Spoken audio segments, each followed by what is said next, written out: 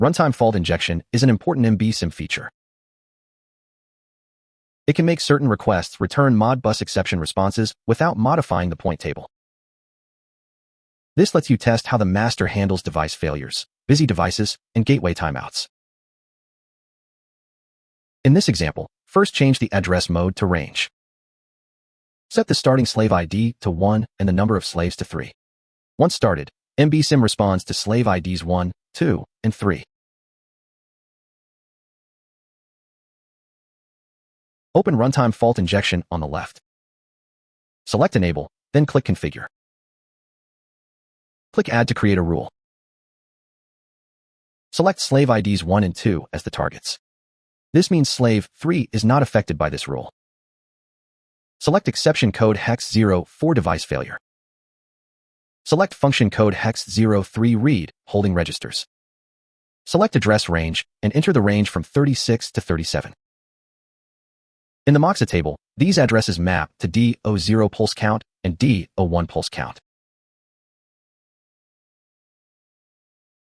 Set the trigger mode to always.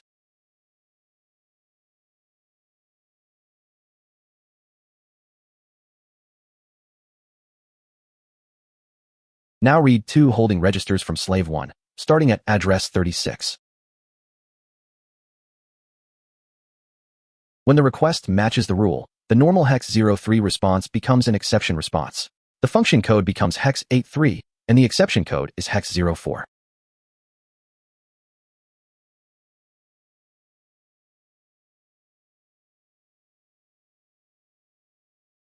Read slave 2 again. It also returns hex 8304.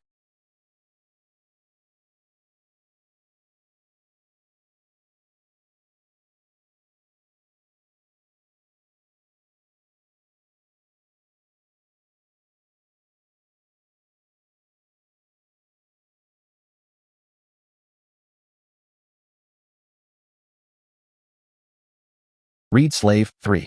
Since it is not targeted, it returns a normal response.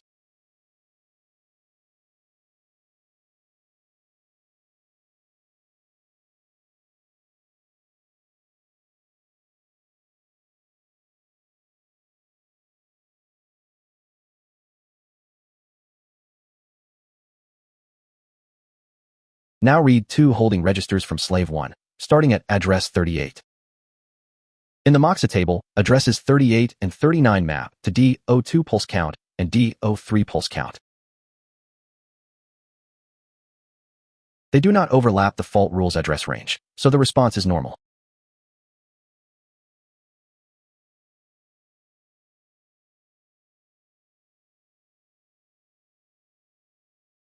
The trigger mode can also be set to first in requests. For example, make the first 2 requests return hex 06 device busy. The first and second matching requests then return exceptions. Normal responses resume with the third request. This is useful for testing the master's retry logic.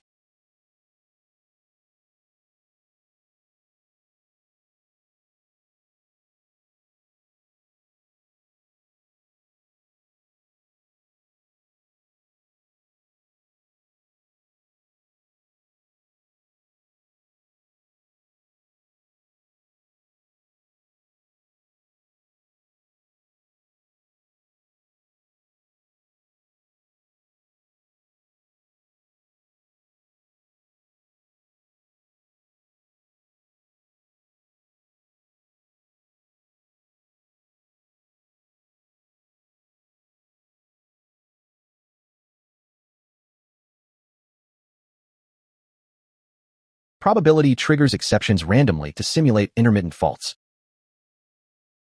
For debugging, start with always or first in requests so the results are reproducible.